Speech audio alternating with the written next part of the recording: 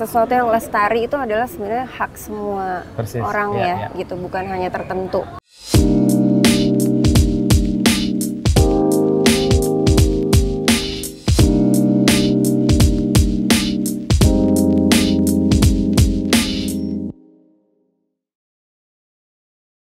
Kita ketemu Iya, Mbak iya, Citra iya. Subiakto di dialog Oke. coffee ya, dialog gue, dan kita ngobrol sesuatu yang mungkin Mbak Citra jadi concern selama ini Iya. dengan Sejauh Mata Memandang.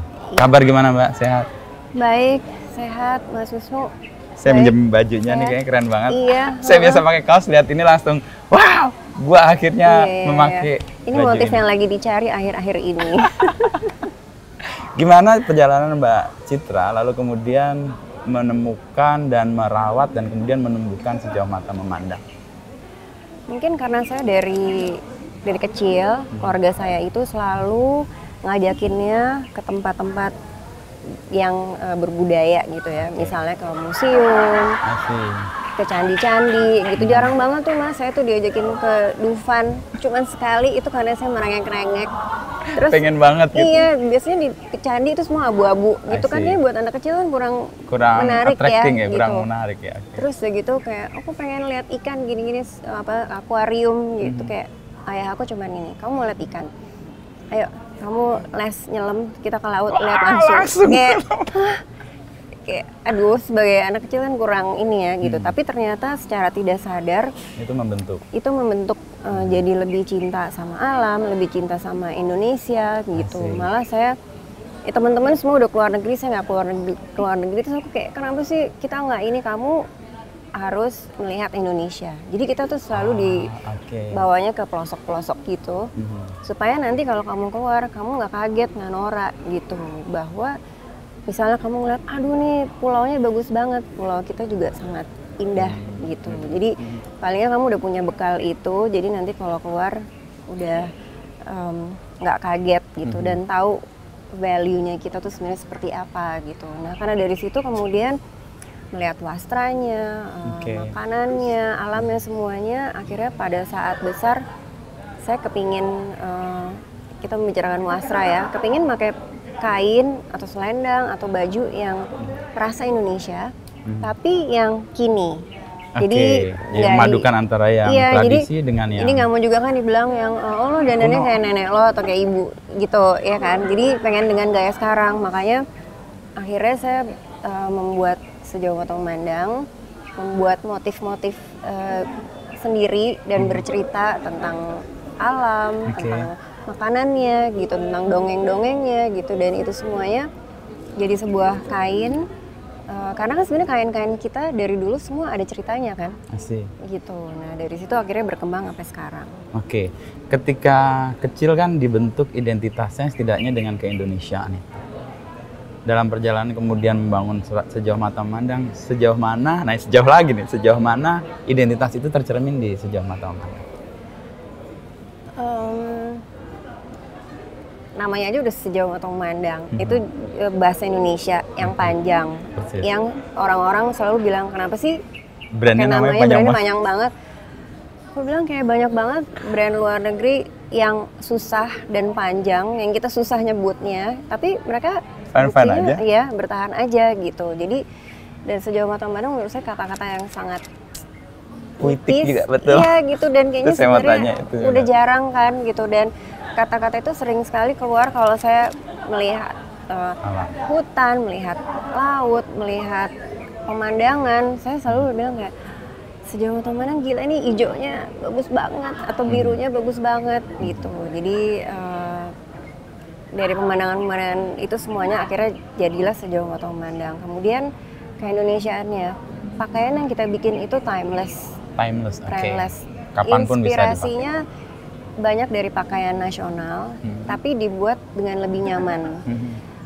Jadi dan menurut saya itu tuh udah terbukti bahwa contohnya kebaya. Dari dulu orang pakai kebaya mungkin bekerja di ladang karena apa? Karena untuk melindungi dari sinar matahari. Persis, yang panjang, gitu. ya. Jadi emang sesuai sama iklim tropis kita.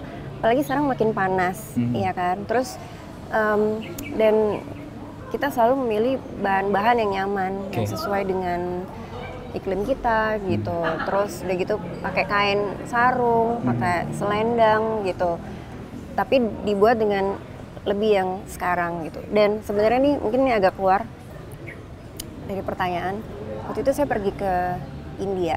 Di India itu semua perempuan dari tukang sapu di jalan sampai artis Bollywood dengan bangganya pakai sari gitu. Sementara di Indonesia enggak ya gitu. Padahal sebenarnya kan kebaya tuh bisa menggantikan kemeja, bisa menggantikan cardigan atau outer gitu. Jadi dan nggak harus, ini kan zamannya udah lebih maju ya, nggak harus pakeman satu set dari atas ke bawah juga enggak gitu. Yang penting bisa kita padu-padain sama pakaian yang lebih sekarang lagi relevan ya. Gitu. Gitu. Tapi arah ke situ menurut Mbak Citra berkembang atau tumbuh atau stuck atau malah surut? Berkembang sih. Ya? Kecintaan orang atau anak-anak muda untuk menggunakan wastra dan desain-desain iya gitu, berkembang itu. Karena kan mungkin desain-desain yang kita pakai itu ide-idenya simpel. Contohnya misalnya ada yang motif ayam, itu dari kesukaan kita seneng sama mangkok bakmi, ada gambar ayamnya, itu dari situ. Jadi hal yang sangat dekat keseharian ya. Atau kita juga ada motif timun mas, itu karena itu cerita yang hampir dongeng, semua anak Indonesia gitu. Karena punya. Saya pikir kok ini anak-anak zaman sekarang lebih tahu cerita-cerita dari luar ya gitu. Padahal cerita kita juga bagus-bagus, makanya kita bikin motif inspirasinya dari dongeng timun mas gitu. Jadi anak-anak muda yang memakai itu tidak merasa kuno, terus juga dapat ilmu baru bahwa ternyata kita ada dongeng timun mas. Itu banyak banget tuh waktu bikin itu. Aku baru tahu tuh gitu. Jadi seneng sih prosesnya kita. Jadi sekali jalan belajar. Kayak banyak yang bisa dilakukan ya. Iya, merawat narasi dari dongengnya, merawat desain dari pakaian atau desainnya, sama juga bagaimana membuatnya kan, dan pemilihan Mbak Citra untuk kayak batik. Sekarang selama ini masih batik ya atau tenun juga? Enggak. Jadi dengan berjalannya waktu kita berkembang gitu. Kita ketemu dengan banyak UMKM, kita tuh selalu bekerja nggak pernah sendiri, kita selalu berkolaborasi banyak dengan UMKM, ada pekerja rumahan gitu. Itu membangun ekosistem sirkularnya ya. Gitu. Dan dari situ kita ketemu, misalnya awalnya kita batik gitu, batik tulis dan batik cap. Kemudian kita bertemu juga dengan para pekerja yang bisa bikin cetak saring gitu. Terus mereka juga ayo dong bikin nama kita juga, kenapa enggak gitu. Jadi kita berkembang ke mereka. Memang kita jaga dengan pewarnaannya yang bersertifikat gitu. Memang nilainya jadi lebih tinggi, tapi kita mau pastikan bahwa tidak menyumbang polusi air juga gitu. Kemudian kita juga waktu itu pernah kerjasama dengan pengrajin dari Sumba, kita bikin tenun ikat. Kemudian dengan makin kesini, kita makin belajar lagi bahwa kita sebenarnya nggak mau bilang kita tuh ini mas, kita nggak mau bilang oh kita nih brand yang sustainable. Kita selalu menggunakan kata-kata adalah kita lebih label yang bertanggung jawab, lebih responsible fashion gitu. Karena apa? Karena sustainable tuh nggak ada ya 100% ya gitu. Kalau kita nggak pakai baju mungkin itu sustainable. Karena apapun yang diproduksi itu pasti makanan, produk apa pasti kan ada jejak karbonnya ya gitu. Tapi gimana caranya supaya kita lebih bertanggung jawab gitu. Apa yang bisa kita kasih kembali, apa yang bisa kita jaga, apa yang nggak bisa, kalau nggak bisa gimana, apa kontribusi yang bisa kita lakuin gitu. Jadi banyak PR-nya. Jadi kita baru-baru ini kita bekerja sama dengan beberapa pabrik yang mengumpulkan, yang memproses pakaian-pakaian bekas menjadi barang baru gitu. Jadi kita beberapa tahun lalu bikin program pengumpulan pakaian bekas tidak layak pakai. Kemudian sama mitra kami di Bandung diproses, dicacah. Jadi kita mintanya jadi benang lagi gitu. Setelah itu benangnya kita bawa ke Pekalongan dengan UMKM yang kita kerjasama ditenun lagi jadi kain gitu. Itu yang konsep baur itu ya? Iya. Betul. Kan kalau Mbak Citra di Sejauh Mata Memandang ada baru, daur sama baur. Ini yang terakhir tadi baur. Iya, benar. Bisa dibedakan nggak ini supaya kita punya bayangan? Oke, kalau baru kan udah pasti kita membuat sesuatu yang kita membuat pakaian yang baru, tapi pemilihan bahannya prosesnya lebih bertanggung jawab. Misalnya kita pakai tencel, linen atau katun, kemudian pewarnaannya juga yang kalau mau buatan yang bersertifikasi atau yang alam. Itu baru. Dan karena kita milihnya bahan-bahan yang bisa hancur pada masa akhirnya, jadi dia bisa memutar lagi kan, gitu. Dia maksudnya dia nggak akan menjadi limbah selamanya. Iya, dia nggak akan jadi sampah abadi seperti polyester karena mengandung plastik. Nah, kalau daur itu adalah dari potongan-potongan perca produksi kita, itu kita bikin lagi jadi produk baru gitu. Itu kayak yang di Artjok itu. Bener. Potongan perca, pesan semua orang yang ada itu daur. Iya, itu gitu. Keren banget.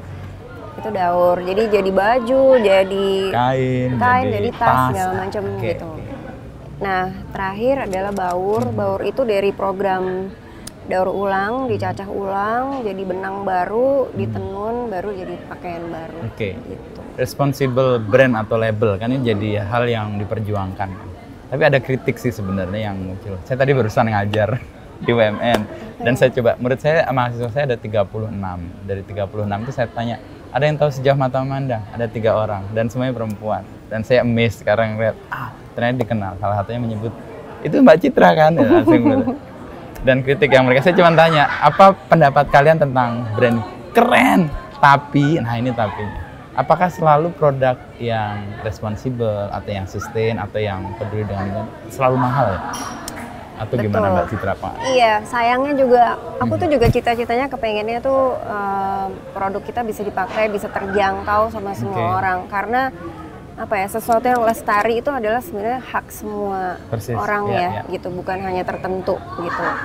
Cuman memang apa yang kita lakukan ini kan masih sangat independen ya, jadi belum ada support system system. Jadi misalnya contohnya kain yang kita pakai gitu, yang prosesnya bertanggung jawab itu pasti lebih panjang, dan costly juga kan? Lebih costnya lebih tinggi gitu, iya semuanya. Kemudian warnanya juga udah pasti gitu, itu pasti prosesnya lebih panjang lagi gitu. Jadi proses manusianya, pembuatannya itu semuanya lebih gitu dibanding produk-produk yang misalnya harganya 100 ribuan gitu.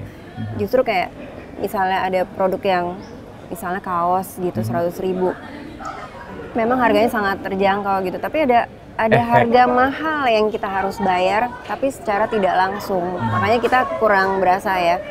Tapi impact-nya kayak dia akan menjadi sampah yang abadi, mengotori laut, dimakan ikan, mikroplastik, ikannya kita makan, terus itu kan mengandung karsogenik, kitanya bisa sakit, ada kanker dan segala macam gitu. Dan bisa menjadi lebih konsumtif loh sebenarnya. Karena kan biasanya ya story itu sih misalnya barang-barang yang lebih murah kan biasanya nggak nyaman. Dan kalau dipakai dan dia mudah sekali ganti tren gitu, sehingga kita punya 5 atau 6 untuk sesuatu yang harusnya kita butuh 1 aja. Bener. Itu yang nggak terjelaskan mungkin ya, sehingga orang ngerasa ini mahal apa sih gitu ya. Tapi emang prosesnya emang panjang. Nah, untuk bisa membuat itu menurut Mbak Citra, selain tadi support system itu, apa yang bisa dilakukan ya supaya tadi lestari kan hak semua orang?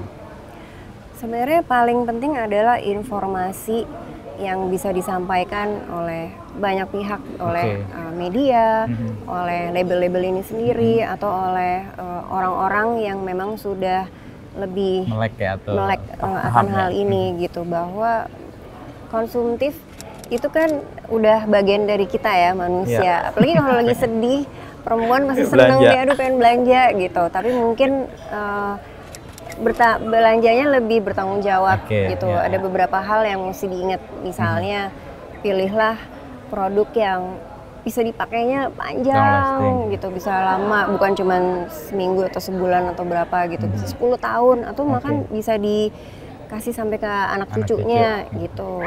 Terus kemudian mungkin mulai belajar untuk melihat bahannya tuh terbuat dari apa sih? Gitu. Care dengan itu ya? Iya gitu. Terus udah gitu sebenarnya dari situ tuh juga penting banget kita tahu.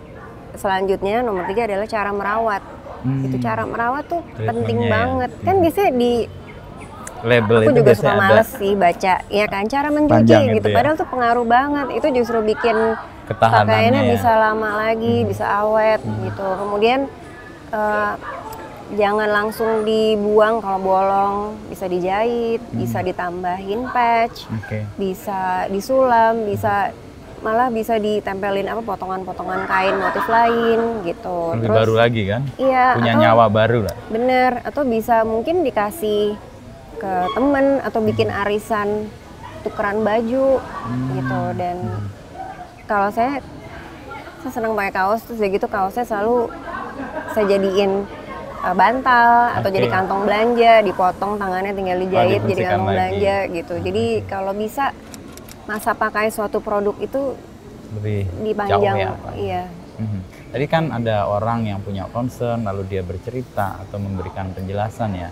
Kalau dari sisi sejauh mata memandang untuk membuat orang yakin bahwa dia mengeluarkan uang tertentu untuk barang yang bertanggung jawab, itu apa yang dilakukan Mbak Citra? Sebenarnya orang itu kan sekarang udah sangat lebih aware ya tentang isu krisis iklim, tentang kenapa sih lagi sekarang ini ya. Iya, harus peduli sama barang yang dia beli gitu. Nah, jadi informasi itu mesti kita sampaikan di sosial media, di pameran, kita sering bikin pameran juga, kemudian di produknya pada saat dibeli gitu, di websitenya juga gitu. Jadi itu kalau disampaikan orang jadi lebih paham dan lebih istilahnya gini, kayak nggak terlalu merasa berdosa kalau beli. Karena ada nilai yang diperjuangkan. Karena ada nilai yang diperjuangkan. Ada hal yang mau disupport gitu, ya. Iya, dari bener. uang yang dia berikan atau dibelanjakan gitu ya. Pernah dapat respon pasti ya Mbak Citra soal harga dan sebagainya. Respon Mbak Citra apa terkait dengan kok mahal banget sih barang begini? Nah, barang begini itu kan meremehkan sekali. Benar-benar. Gimana responnya? Lumayan sering sih kita kalau saya pribadi sih yang cool aja tuh. Iya sih. Kalau saya orangnya lebih santai aja. Kita menjelaskan aja. Iya, soalnya ini prosesnya tuh panjang, pemilihan bahannya, kemudian warnanya gitu. Kemudian pembungkusan juga, packagingnya kita dipilih sekali gitu, tidak menggunakan benda sekali pakai gitu. Jadi banyak banget yang kita pikirin gitu. Dan sebenarnya kan kalau masyarakat itu punya banyak pilihan ya gitu. Jadi kalau misalnya nggak cocok sama kita, ya nggak apa-apa juga. Banyak sekali produk lain yang mereka bisa pakai dan tidak memaksa juga. Kalau kalian punya value yang sama, please come. Tapi kalau enggak ya ada pilihan yang lain ya. Benar. Nah, ini kan bagaimanapun ini model kontennya adalah kain, cerita rakyat Indonesia, tapi ada model bisnisnya juga kan. Nah, untuk bisa bisnisnya sendiri sustain, Mbak Citra melakukannya dengan apa? Jadi sebenarnya dunia digital tuh bagus sekali gitu. Maksudnya sangat menguntungkan ya. Ada efek positif untuk efek positifnya nih kita ambil gitu. Jadi dengan dunia digital itu kita bisa menyampaikan misalnya koleksi apa yang kita bikin, terinspirasinya dari apa. Kemudian kita juga ada program penanaman pohon gitu. Kemudian kalau dari sisi bisnisnya kita tuh selalu ngitung mundurnya cukup panjang. Ngitung mundur? Karena kan proses produksi kita itu lumayan ada unsur manusianya, ada unsur alam. Sekarang nih lagi musim hujan terus. Keringnya lama gitu, jadi semua tertunda gitu. Jadi kalau plannya udah mundurnya cukup jauh, kita cukup bisa sustain secara bisnis gitu. Kemudian kita juga sangat menjaga visual.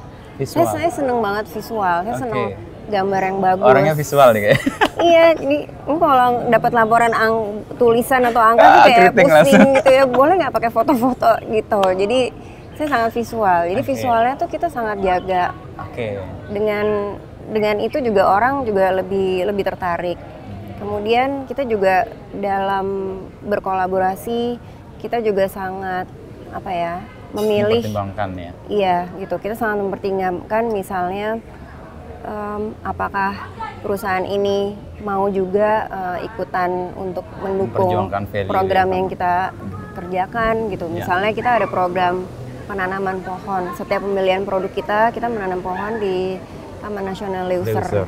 Di area di situ gitu. Dengan Yayasan HK. Nah itu jadi kayak kita selalu mengajak gitu. Jadi ada banyak hal yang kita jaga secara branding, secara image. Jadi dengan sendirinya apa ya, orang cinta sama kita produk gitu kita. dengan produk kita, produk yang istilahnya gini, aku mau nabung untuk nanti lulusan, untuk nanti nikah. Jadi sesuatu yang diingini gitu, atau aku ingin pakai juga karena si ini yang pinter, bukan hanya cantik, punya nilai yang lebih gitu, juga pengen gitu. Jadi kita ada membentuk itu dan itu sangat menolong dari sisi bisnisnya juga gitu. Agak sesuatu yang baru ya, model bisnis yang nggak umum. Kalau umum kan ya costnya berapa, jual berapa, ambil marginnya. Ini kan ngitung jauh ke belakang, lalu membangun komunitas, kayak di vendor-vendornya. Benar, karena saat pandemi kita belajar banyak sekali dan kita menyadari bahwa business as usual tuh udah nggak bisa. Gitu. Jadi as usual yang Mbak Citra maksudkan. Business as usual yang tadi itu. Cost, produksi, jual, margin. Itu udah nggak. Betul, nggak bisa. Jadi kayak kalau dari bisnis kita tuh misalnya nih pada umumnya kan linear. Ya, linear. Desain, produksi, pakai, buang. Itu udah nggak bisa. Harus sirkular. Jadi kita mempelajari namanya circularity, di mana produk yang kita bikin itu dia pada saat tidak mau dipakai lagi bisa jadi apa? Apakah bisa dipurpose untuk jadi benda lain, atau dia bisa hancur dengan sendirinya dan menghindari jadi sampah abadi gitu. Jadi itu kita mempelajari lagi. Memang tidak mudah. Persis. Ya. Lebih panjang lagi, tapi rasanya kita semua harus berpikir seperti itu, circular economy, circular fashion gitu. Karena sekarang nih kita udah hidup bukan di era yang seperti kita dulu masih kecil, yang semua alam masih iya, makan ikan nggak usah takut ada mikroplastik nggak gitu, ya kan? Ikannya nggak mati 7 kali. Betul gitu. Kita nih mewariskan bumi yang seperti apa nih ke anak cucu kita.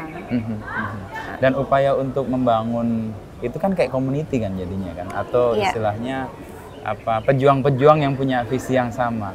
Itu cukup besar nggak jumlahnya untuk mensupport atau mendukung model-model bisnis kayak Mbak Citra punya ini?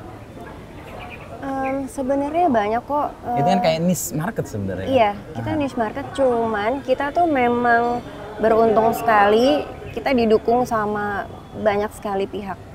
Baik itu dari pertokoan, baik itu dari individu atau perusahaan. Mungkin apa yang kita suarakan mereka juga menganggapnya cukup bagus impactnya dengan mereka. Jadi kita tuh didukung banyak banget Mas gitu. Jadi dia ngeliat impact dari brand ini ya. Iya. Gitu. Jadi buat mereka mungkin juga ini kendaraan nih buat supaya lebih bagus. Tapi di lain pihak kita juga pilih-pilih mana nih yang beneran mau, bukan hanya pencitraan aja gitu. Tapi sungguh-sungguh melakukan. Iya gitu. Jadi kita sama-sama gitu. Dalam rangka untuk membuat tadi community-nya atau para pendukungnya punya pemahaman yang sama, itu kan nggak bisa serta-merta jadi.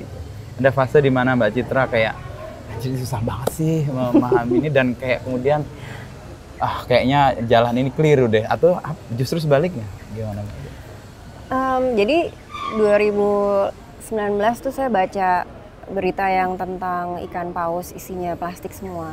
Gitu. Yang itu impactnya gede banget sih. Di terus Kompas juga. Saya kalau baca berita tuh senengnya baca komen-komentar orang.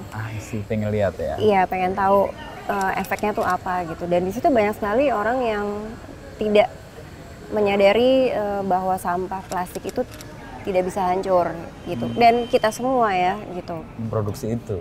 Iya. Nah, kemudian dari situ jadi saya belajar lebih banyak lagi tuh, saya pengen tahu gitu. Kemudian akhirnya saya baca buku dari namanya Extinction Rebellion. Mereka ada bukunya, saya baca.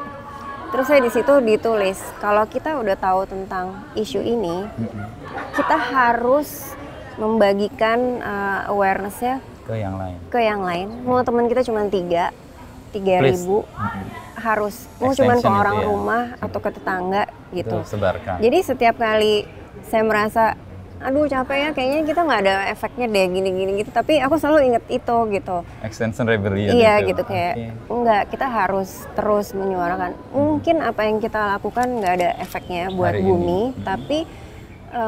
tapi bukan berarti kita harus diam aja gitu. Jadi istilahnya nanti kalau anakku suatu hari nanya, ibu tahu nggak sih kita tuh dunia mau gini, dulu tahu nggak sih, dan melakukan sesuatu nggak? Paling nggak kita bilang itu. iya, kita tuh bikin program pengumpulan sampah ini gini gitu loh. Jadi kayak meskipun hal yang sangat kecil, mau cuman bawa kantong belanja sendiri, mau bawa botol minum gitu, itu hal-hal kecil yang kita wajib melakukan. Mungkin tidak akan merubah dunia, tapi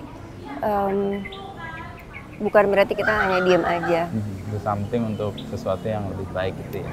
Iya. Itu kekuatan Mbak Citra ya yang membuat ngerasa kayak konsisten di situ. Kalau setiap kali kayak udah mau nyerah gitu, kayak lihat lagi.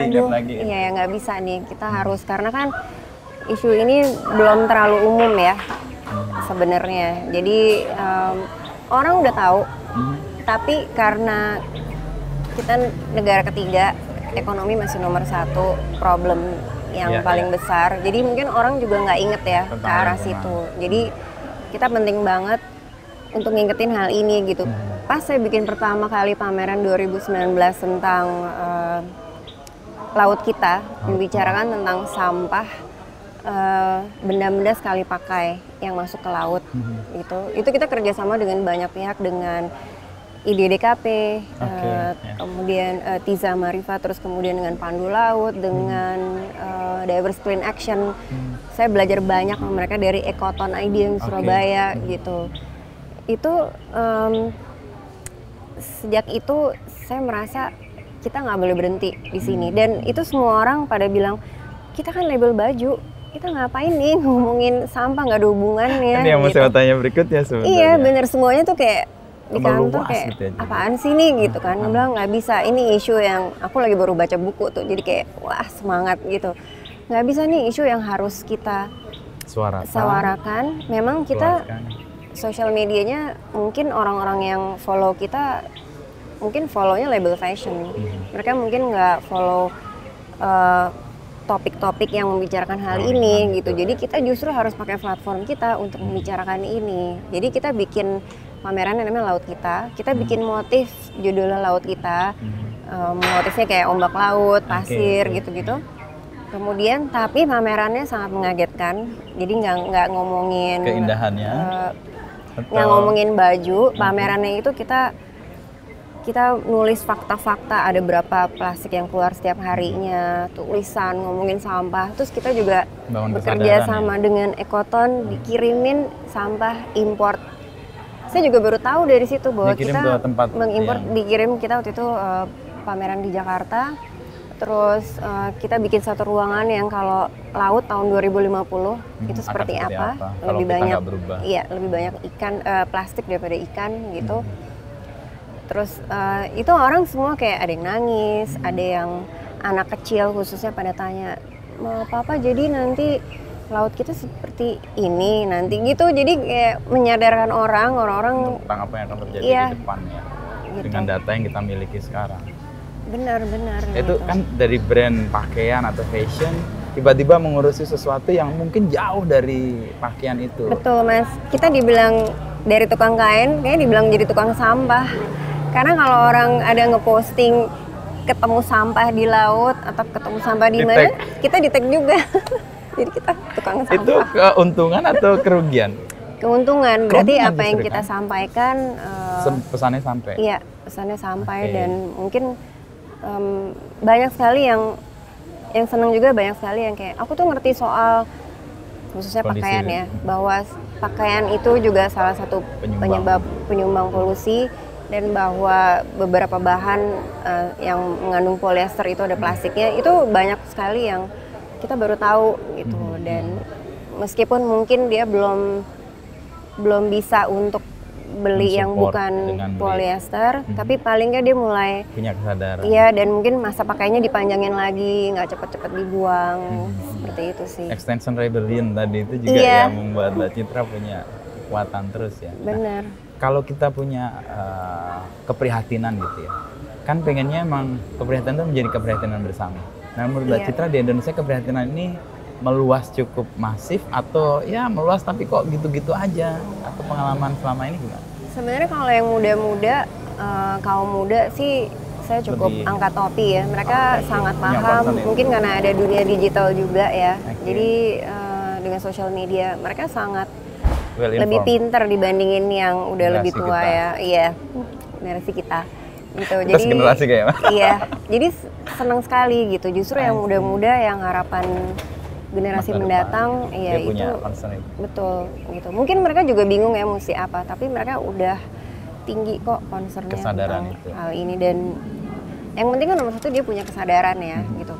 Mau itu lupa-lupa nggak apa-apa, itu namanya manusia. Tapi paling nggak dia tahu. Dan saat dia ingat dia bisa melakukan sesuatu gitu. Mungkin ketika dia mampu dia akan melakukan sesuatu. Mungkin tidak sempurna, di dunia ini nggak ada yang sempurna gitu. Tapi diperluin untuk sebanyak-banyaknya orang dengan tidak sempurna menyadari hal ini dan melakukan hal yang kecil dibanding cuma ada 10 orang yang benar-benar hardcore, benar-benar peduli gitu. Dan anak-anak muda itu cermin dari customer atau pelanggan atau pendukungnya Sejauh Mata Memandang. Iya benar. Kita beruntung sekali karena kita marketnya ternyata cukup luas. Asli. Dari 18 sampai 24 itu kita cukup tinggi. Kemudian dari 24 sampai 35 juga tinggi. Gitu. Mirip sih sama audiensnya Kompas.com. Kita paling besar di 18-24, kedua 25. Itu saya nggak nyangka tuh, saya pikir lebih dewasa gitu ya. Ternyata enggak, ternyata iya.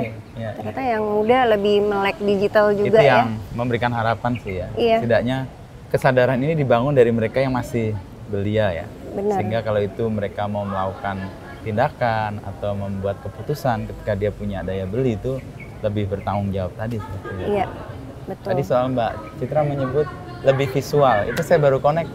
Oh, kenapa namanya Sejauh Mata Memandang? Karena mata yang jadi pijakan, bukan sejauh pikiran apa gitu. Bener, iya. Dan saya nggak pinter ngomong nih, ini deg-degan nih ngobrol sama Mas Wisnu. Saya lebih visual, makanya kenapa kita selalu bikin pameran. Awalnya dulu kita bikin pameran tentang koleksi kita, jadi kita dulu bikin pameran tentang Timun Mas. Gitu. Kita bikinin animasinya dengan gambar yang lebih, anak sekarang kan lebih ini ya, lebih dapat banyak gambar-gambar yang indah dari mana-mana. Jadi kita perlu bikin sesuatu yang juga menarik buat mereka gitu. Nah, tapi sejak 2019 itu pamerannya kita udah lebih tentang kepedulian kita sama bumi sih gitu. Nah, dan kalau di pameran kan aku nggak usah ngomong ya. Jadi orang bisa datang, bisa interpretasi sendiri, menikmati. Dan krisis iklim itu kan isu yang sebenarnya cukup berat atau negatif. Nah, kita bikin dengan pameran menjadi sebuah narasi yang positif, yang menyenangkan, dan rasanya nggak seperti lagi dikasih edukasi. Nggak diindoktrinasi. Nggak, iya gitu. Dia tetap seneng, dia bisa belajar cinta, cinta lingkungan, gini-gini. Dengan pameran. Dan saya ingat banget tahun lalu ya di Artjok buat pameran yang sangat masif, dan saya habiskan waktu mungkin hampir 1 jam kali cuman bolak-balik di situ sampai kemudian nulis dan terakhir nempel di situ. Iya. Pesan disampaikan secara visual, nggak mendoktrinasi dan membuat orang ngerasa oke, mulai hari ini gue sadar. Soal tindakannya ya kembali ke masing-masing. Bener-bener itu banyak yang kan itu ruangannya muter gitu kan, harus keluar gitu ya, banyak yang aku nggak mau jadi spesies penyebab kepunahan, jadi keluarnya maunya dari sini. Dan terakhir ada cermin itu kan? Iya, dan jadi kita kan lihat sendiri. Betul. Nah, di ending baru kita sebut apa insight yang kita dapat atau mau menulis apa. Saya lama di situ, karena saya orangnya suka dengan teks. Ya mungkin karena kerja jurnalistik yang lihat tulisan orang-orang, sisi bentuk tulisannya udah menarik buat saya. Bener. Kedua pesannya sendiri. Betul. Lalu kemudian pilihan warna, kenapa dia milih warna ini untuk pesan ini? Saya lama di situ sampai orang-orang ngeliatin. Tapi itu kekuatan itu visual. Gemes sih. Iya, saya sangat visual, makanya cukup pemilihan dari sosial media kita kan juga terlihat ya gimana kita caranya menaruh menaruh foto, menaruh produk, gitu-gitu semuanya dipikirin. Lalu untuk membangun brand yang tadi responsible label gitu, Mbak Citra itu secara sadar menyiapkannya atau dalam perjalanan menemukan itu?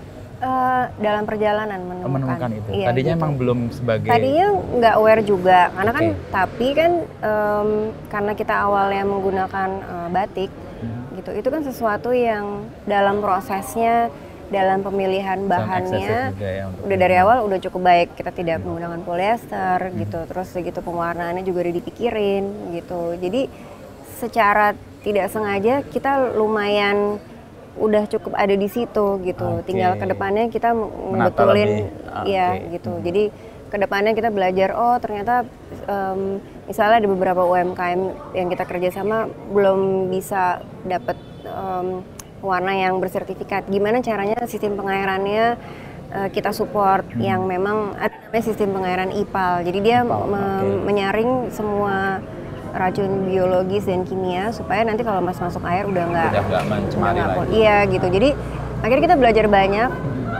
Sejujurnya Mas makin tahu makin pusing. Itu benar kalau itu. Gila ya. Oke, orang cenderung gue nggak mau tahu lah. Iya benar. Dia mudah tidur soalnya. Betul. Semakin tahu semakin pusing. Dan harus apalagi punya referensi tadi tuh Extinction Rebellion. Ya, jadi setiap kali itu mesti inget itu.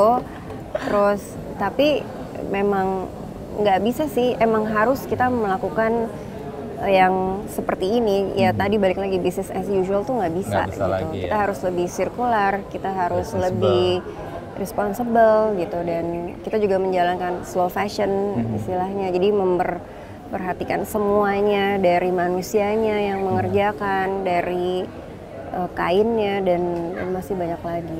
Nah, ketemu akhirnya dalam perjalanan soal label yang responsible, lalu kemudian ngerasa kayaknya slow fashion jadi pilihan. Itu nggak bertentangan dengan model bisnis dari, kan sebenarnya kalau bisnis umumnya kan ya kapitalisasi. Slow fashion kan mengajak orang nggak konsumtif. Itu gimana men-solve itu? Nggak apa-apa.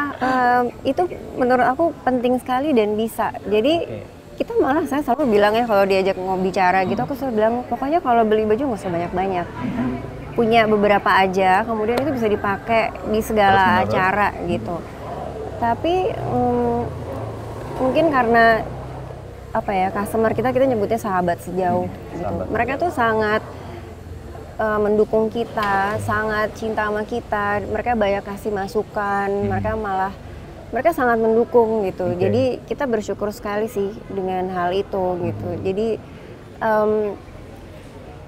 dan apa ya, justru kayaknya karena message-nya gitu, orang nangkepnya juga malah berbeda gitu. Mereka malah pingin mensupport gitu. Kalau untuk terjemahan dari slow fashion ini, untuk desain berapa sering Sejauh Mata Memandang membuat dan merilis produk? Setiap tahun kita biasanya membuat satu motif. Satu motif, tapi nanti warnanya bisa berbeda-beda. Terus kadang-kadang ada turunan anaknya. Kayak kita nih baru tahun ini kita ngeluarin koleksi namanya kudapan. Karena saya kurang pinter makan besar. Pinternya makan ngemil. Terus aku senang sekali sama jajanan Indonesia gitu. Nah, yang pertama ini kita inspirasinya dari onde-onde sama kue lapis. Onde-onde? Iya, kan lucu ya gitu. Jadi warnanya semuanya lebih pastel. Onde-onde ada yang warna-warni kan gitu. Nah, itu pertamanya misalnya kita bikinnya warna pastel. Nanti mungkin pertengahan tahun ganti warna. Mungkin ada hitam, ada satu biru. Tapi kemudian di turunannya. Jadi riset soal onde-onde juga dong? Iya, aku sih sesimpel research makannya ya. Tahu nggak onde-onde yang wijennya ganjil tuh lebih enak? Oh ya? Enggak, itu bercanda. Oke, aku hitung ya nanti ya. Iya bener juga. Iya gitu, jadi iya kita cuma sekali. Tapi itu warnanya mungkin berbeda, atau mungkin nanti ada turunan anaknya. Misalnya nanti tiba-tiba ada kue lupis masuk gitu. Dan satu yang saya tadi ngobrol dengan Mbak Citra soal teman saya yang pakai scarf yang kayak jadi ikonik ternyata. Iya. Peran entah influencer atau peran tokoh-tokoh yang punya keresahan yang sama untuk menggunakan produk ini, sejauh mana ini bisa membuat ide atau narasi besar dari concern Sejauh Mata Memandang ini tersebar? Itu bagus sekali ya, kita mulai bekerja sama tuh dengan tokoh-tokoh ini lebih sering sejak bikin pameran laut kita. Jadi di laut kita ajak mereka untuk berbicara tentang laut, tentang ada sampah mikroplastik tuh apa gitu. Dan banyak dari teman-teman yang kita ajak malah baru tahu juga. Jadi mereka malah, wah iya aku juga pengen belajar dong dan pengen lebih tahu ada lebih. minat yang iya mereka gitu. Jadi tunjukkan ya.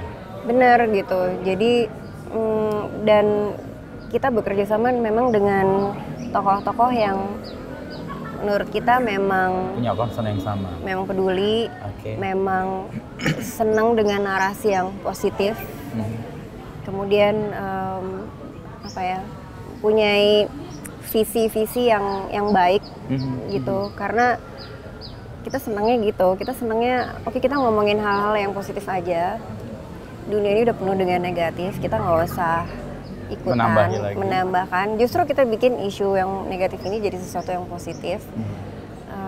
Jadi kita memilih teman-teman tokoh yang memang mereka dalam berkarya juga bagus, dan itu memang sangat berpengaruh sih, gitu ternyata gitu. Sebenarnya kita mengajak benar-benar karena ingin menyampaikan isu ini gitu, tapi ternyata sangat luas dan orang-orang senang banget. Tadi Mas Wisnu ngomongin tentang si scarf ayam itu. Iya, dipakai oleh Cinta. Iya, itu juga waktu itu saya menjadi waktu itu saya bekerja di film itu gitu. Saya jadi di film ADC 2 itu saya bekerja untuk film itu, untuk bagian busana. Kemudian waktu itu sutradaranya Mas Riri, dia sederhana, Cinta harus jalan seharian di Jogja, tapi mungkin agak dingin, tapi kan nggak mungkin pakai jaket ya, karena kok dia kayaknya udah tahu, iya gitu. Jadi saya pikir dia bawa scarf aja gitu. Jadi itu sesuatu yang sangat sederhana. Ternyata setelah itu orang-orang mencari dan saya mau pakai scarf yang dipakai Cinta supaya rasanya seperti jalan-jalan sama Rangga. Jadi kayak wow, impactnya seperti itu ya. Dan nggak terduga sama sekali, dan nggak by design itu kan. Dan enggak gitu, dan ternyata memang ayam itu orang Indonesia sangat seneng ya gitu. Jadi apapun kalau ada ayamnya kayaknya mereka pasti suka gitu. Akhirnya dia menjadi semacam maskotnya kita juga gitu, si ayam. Kayak logonya Sejauh Mata Memandang itu kan ayam. Iya, ada di mana-mana, iya. Jadi faktor orang yang dipilih sebagai kayak influencer itu adalah orang-orang yang memang punya value dan punya keprihatinan yang sama ya. Iya. Nggak sembarang juga artinya. Iya. Agak picky juga untuk ini ya. Iya, lumayan. Tapi itu memang demi sebuah usaha merawat sesuatu ya. Takutnya kan yang dipakai cuman permukaannya aja, dalam perilaku hariannya malah berbeda dan bisa memukul balik. Benar, kita kan nggak mau itu cuman pencitraan ya. Mungkin dia bisa tetap belajar dan ya lupa-lupa juga nggak apa-apa, tapi palingnya dia udah sadar akan hal itu. Nah, untuk Sejauh Mata Memandang kalau lihat ekosistemnya, saya lihat kan cukup ideal ya. Ideal dalam arti Mbak Citranya punya jaringan yang cukup luas dan punya keterlibatan di banyak kegiatan yang kemudian kegiatan itu mensupport juga. Nah, banyak rintisan kan yang tidak seberuntung itu ya. Nah, untuk membuat apa yang dilakukan oleh Sejauh Mata Memandang ini juga bisa tumbuh di tempat yang lain. Ini kan harus ada support sistemnya ya. Iya. Iya, terima kasih loh Mas Wisnu. Kita juga masih jauh dari sempurna, masih proses tapi belajar. Tapi setidaknya orang melihat ini sebenarnya. Iya, setiap hari kita belajar. Dan balik lagi tadi, nggak pintar-pintar. Kalau saya pribadi, kebetulan, kalau saya mau membuat sesuatu, saya tuh perlu cukup pede gitu. Jadi sebelum saya membuat ini, yakin dulu.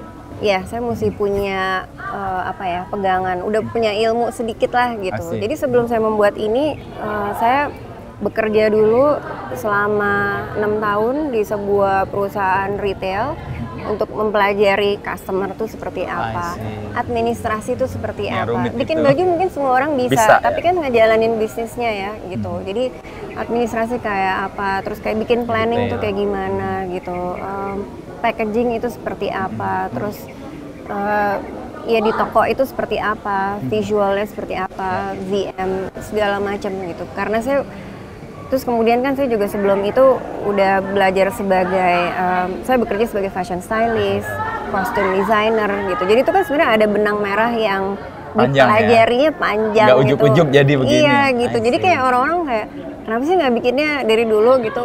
Nggak, karena harus ngumpulin Proses ilmu dulu itu. gitu. Karena dengan jadi fashion stylist saya juga belajar orang itu bentuk tubuhnya seperti apa, beda-beda gitu. Bajunya Dan kayak apa yang cocok. bagaimana buat film juga sama kayak gitu kan. Gimana caranya bikin setiap individu yang pakai baju kita terlihat baik gitu, terlihat bagus gitu, terlihat nyaman gitu.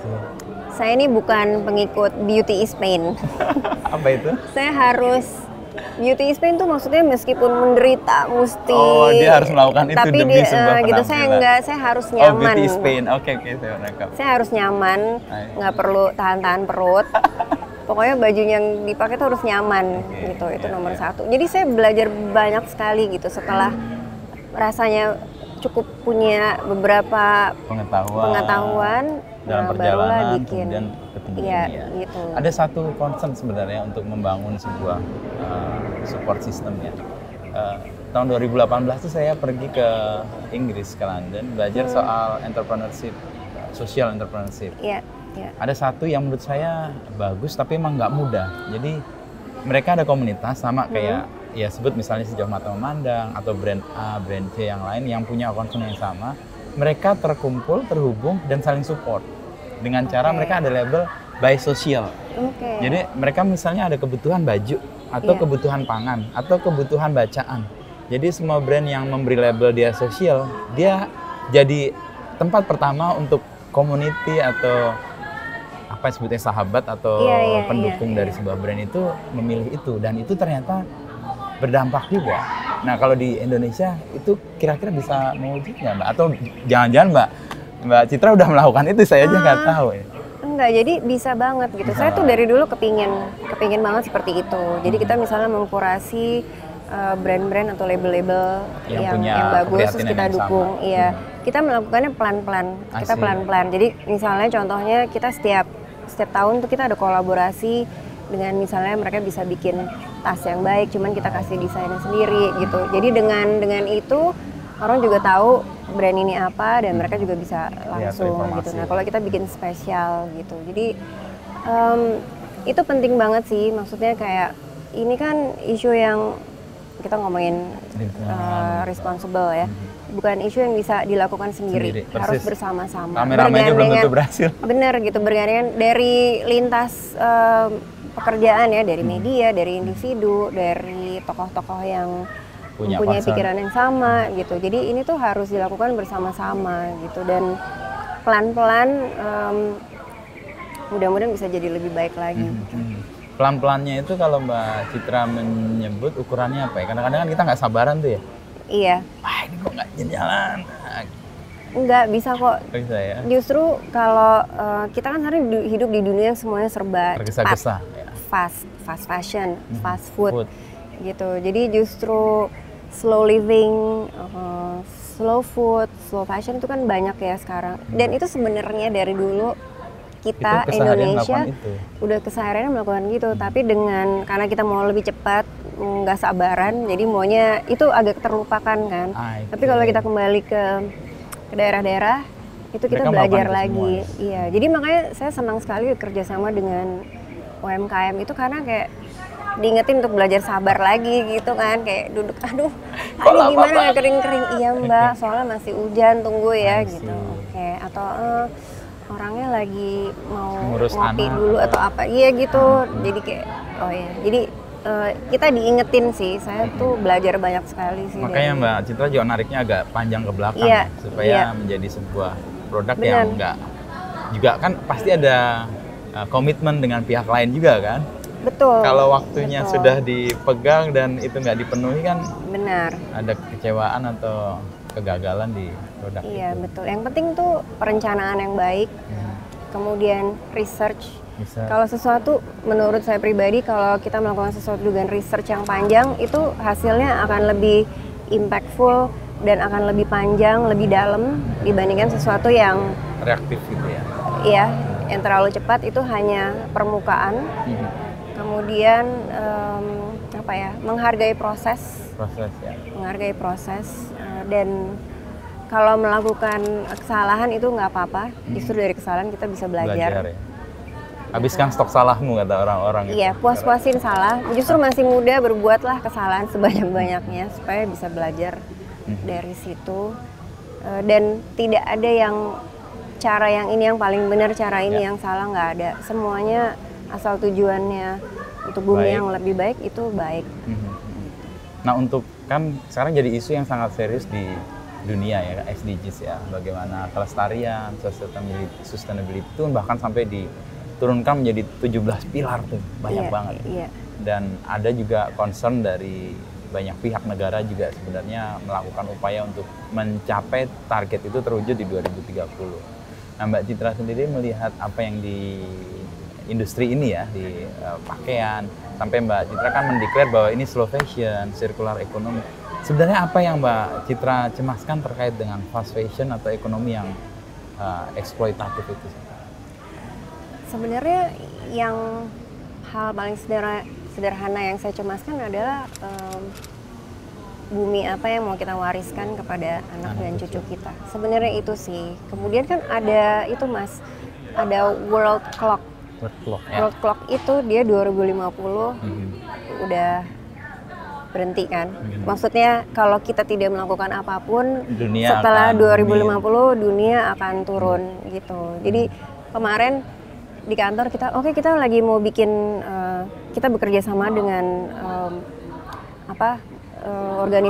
organisasi-organisasi yang lestari. Kita mau belajar banyak dengan mereka.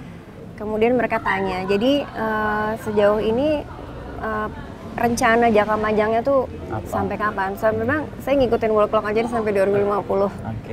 Seperti itu gitu, karena kita dulu kan masih kecil enak sekali ya gitu. Terus nanti sekarang aja air udah mulai habis, udara kita udah tahu lah ya gimana gitu. Jadi kita sih enak ya, mungkin udah nggak ada gitu. Tapi anak cucu kita kan rasanya egois ya kalau kita nggak mikirin mereka gitu. Jadi bayangan soal world clock itu yang membuat kayak ini alerting sistem untuk kita melakukan sesuatu di hari ini ya. Betul. Untuk ke depannya. Ya. Apa yang bisa kita lakuin mungkin jauh dari sempurna, tapi kita harus lakuin gitu. Mungkin apa yang kita lakuin juga bukan solusi yang terbaik, tapi harus kita lakukan karena sudah terlalu banyak yang rusak. Nah, upaya tadi kan yang buku yang Mbak Citra sebut soal Extinction Rebellion itu kan, pernah nggak suatu saat menyampaikan kegelisahan dan orang yang disampaikan itu juga nggak peduli, dan reaksinya Mbak Citra gimana? Nggak apa-apa, kan setiap orang punya punya informasi yang berbeda, punya background yang berbeda iya juga. Gitu, punya masalah yang berbeda gitu. Jadi kalau ada orang yang tidak setuju dengan krisis iklim atau mungkin tidak percaya sama krisis iklim, saya diam aja gitu. Nggak apa-apa kok, itu kan hak semua orang ya, dia mau berpikir seperti apa gitu. Kalau memang orang yang tertarik untuk lebih banyak tahu, kita berbagi cerita gitu. Tapi kalau memang orangnya nggak apa-apa, itu haknya dia kok. Kita nggak perlu memaksakan ya. Iya. Ya itu proses yang menguji kesabaran kita juga sebenarnya. Oh iya, benar-benar. Tapi nggak apa sih, saya tuh justru kalau ketemu orang-orang tuh saya justru lebih belajar lagi ya tentang karakter manusia. Itu kan menarik banget ya, nggak ada yang sama. Unik ya. Gitu, unik banget gitu. Jadi saya selalu bilang kayaknya saya lebih pinter main sama anjing sama kucing saya deh daripada sama manusia. Iya gitu. Tapi menurut saya ya semuanya punya paradigma yang berbeda, punya background sosial yang berbeda gitu. Jadi contohnya kita nggak bisa memaksakan semua orang untuk suka sama label kita, dan nggak apa-apa. Ada banyak sekali pilihan yang cocok untuk semua orang gitu, dan nggak perlu dipaksain. Persis. Dan kalau lihat perjalanan ya, apa yang kemudian kan tadi label responsible itu kan tertemukan dalam perjalanan, dan sekarang malah jadi identitas tuh. Kalau saya ngelihat Sejauh Mata Memandang itu apa sih? Oh, brand fashion yang peduli dengan lingkungan, itu kan jadi unique value proposition dari Sejauh Mata Memandang. Iya betul.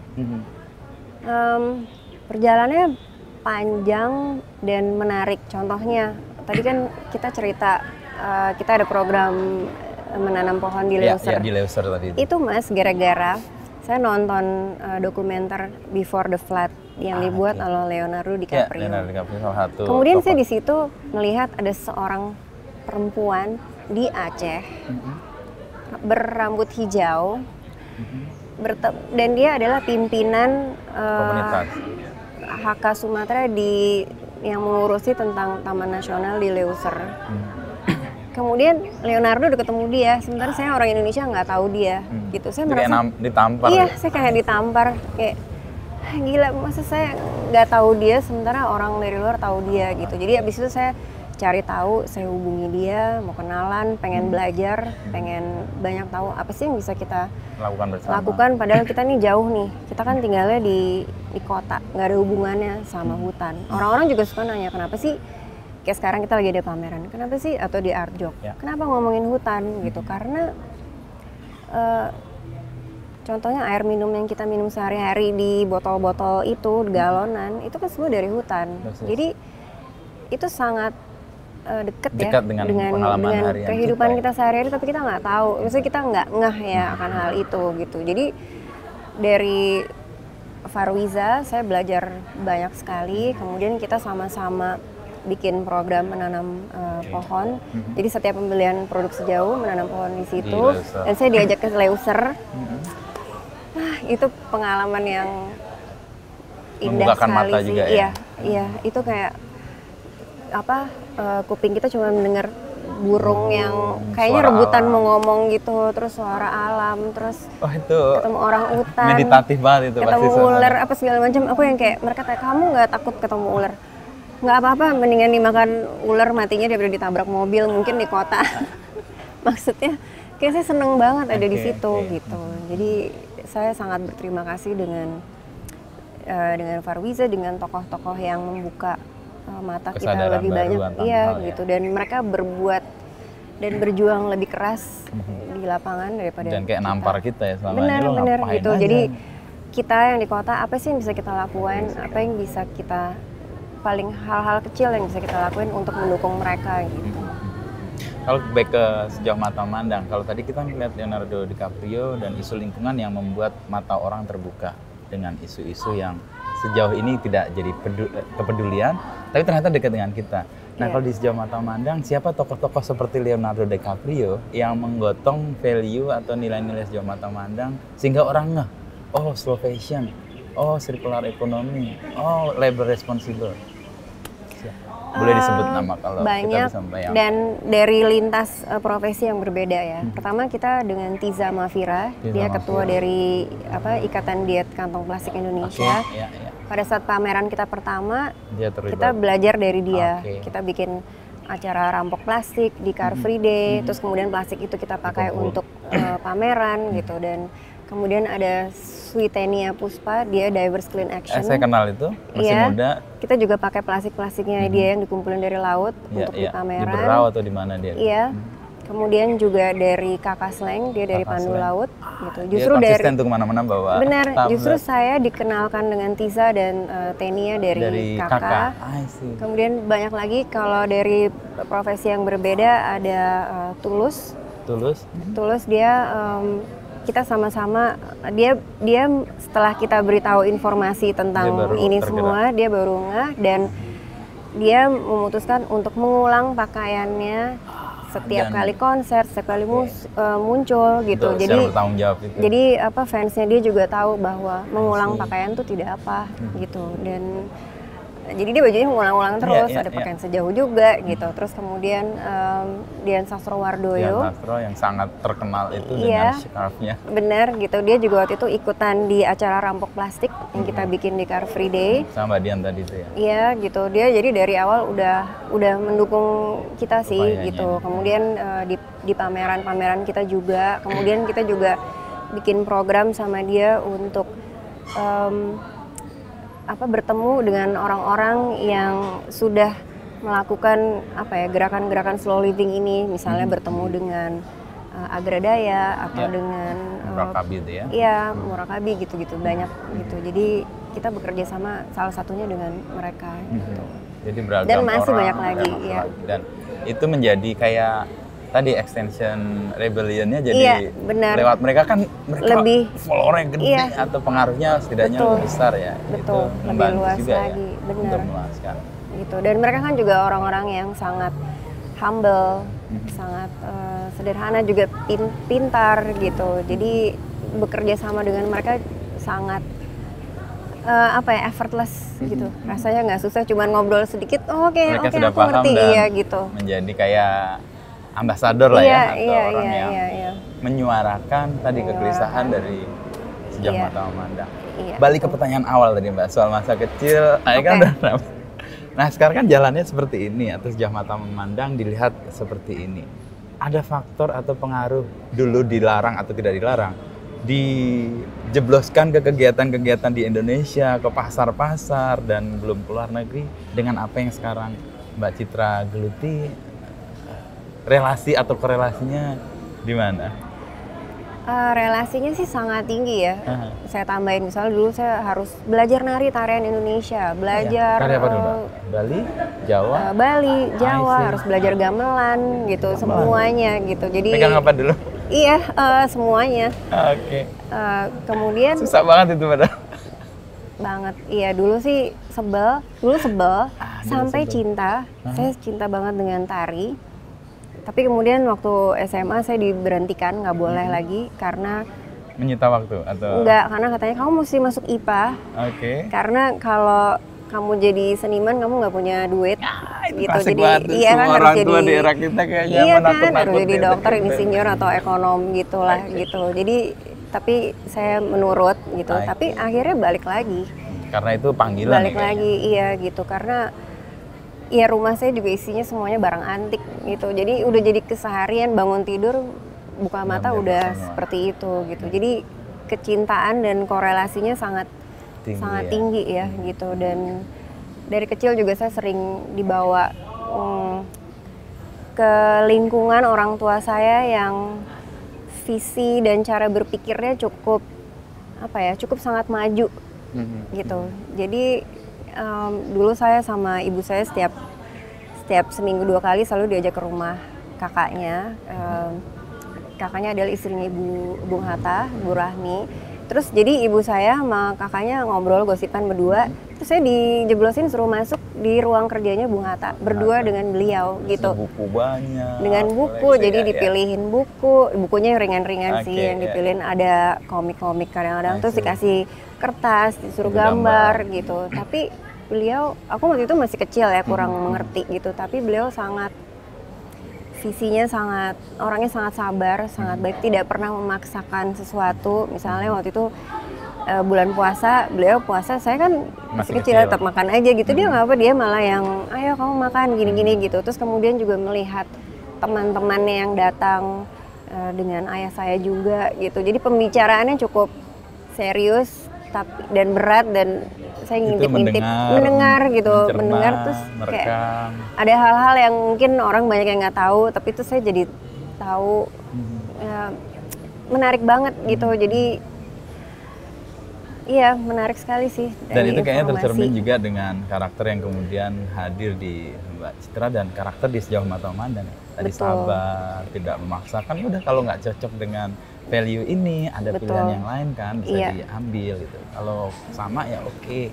Iya, benar, betul. Dan tadi saya masih terkesan dengan yang Extension Rebellion. Harus cari bukunya. Iya, bukunya kecil, hitam. Ya, karena itu menjadi sama sih. Kalau kita punya keresahan dan resahnya disimpan sendiri, kepala pecah itu. Makanya harus disalurkan ke siapapun, dengan cara apapun kan. Betul. Kalau saya dengan menulis, kalau Mbak Citra mungkin dengan cerita atau narasi, dengan produk. Sama kita nggak usah takut kayak, aduh, aku kan kayaknya belum sempurna ya, masih naik pesawat, masih naik mobil gitu. Tapi terus mau membicarakan isu ini tuh kok kayaknya so tau banget gitu. Terus saya selalu bilang, nggak apa-apa, kita hidupnya nggak akan pernah bisa sesempurna itu karena kita udah hidup di sistem yang udah diciptakan seperti itu gitu. Tapi balik lagi, bukan berarti kita tidak bisa menyuarakannya gitu. Karena menyuarakan itu penting sekali, itu nomor 1 sih gitu, karena untuk ngingetin, karena orang kan pelupa ya. Gitu. Jadi itu lupa itu nature-nya manusia sih. Iya, udah.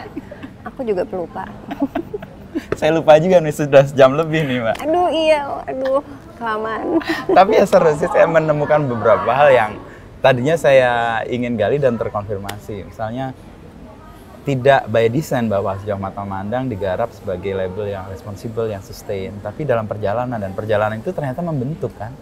Dan memberikan semacam peringatan buat kita, oh selama ini ada ya yang melakukan itu. Kalau ketemu tadi UMKM kecil, yang hidupnya sangat tergantung dengan alam kan. Jemur kain kalau nggak ada matahari, ini pakai apa? Dan itu bagian dari value yang diperjuangkan di Sejauh Mata Memandang. Slow, tapi ya ada, ya kita ada deadline, kita ada apa komitmen dengan pihak lain. Nah itu Mbak Citren yang bisa semua bisa memadankan gitu ya. Iya. Sukses ya Mbak. Saya senang mendapatkan insight dan mudah-mudahan upaya untuk menjadi responsibel untuk banyak hal dan sustain bumi kita menjadi baik, dan alarm tadi, clock alarm 2050 supaya kita tahu bahwa kalau kita nggak berbuat sesuatu dari yang kita bisa lakukan, buminya bisa buruk untuk generasi yang akan datang. Ya. Dan thank you nih Mbak, saya akhirnya pakai Sejauh Mata. Keren nggak nih? Keren kan? Cocok banget. Aku jadi pengen. Cocok banget. Ada di sini di dialog gue. Tadi saya lihat. Thank you Mbak Citra ya. Sama-sama.